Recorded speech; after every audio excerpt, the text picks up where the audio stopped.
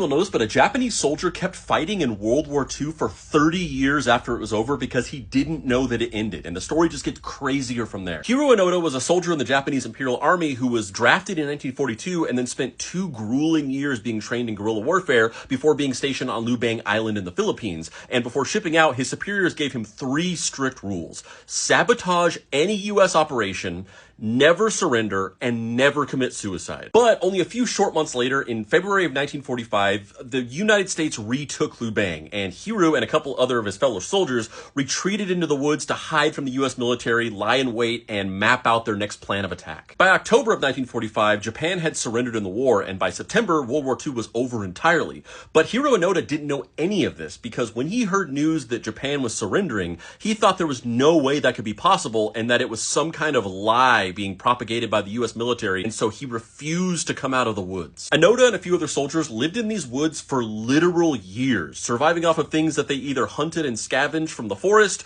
or snuck into town to steal. Anytime anybody from the military would come around to try to tell them that the war was over, they would engage in a firefight with them, killing several military members. Anytime any civilians from the local area would happen to wander into their area of the woods, they would also shoot at them, killing several people. In fact, it's believed that in the time that Hiro Onoda lived in these woods, he killed upwards of 30 civilians. Over time, the other soldiers that Onoda was living with dropped off one by one, either by surrendering or getting killed in these frequent firefights they were engaging in, until it was just Hiro Onoda left. Over all these years, the Japanese government sent several representatives to try and talk some sense into Hiro Onoda. They even sent him letters from his friends and family, even his own mother, begging him to come home. But every single time, his reaction was the same.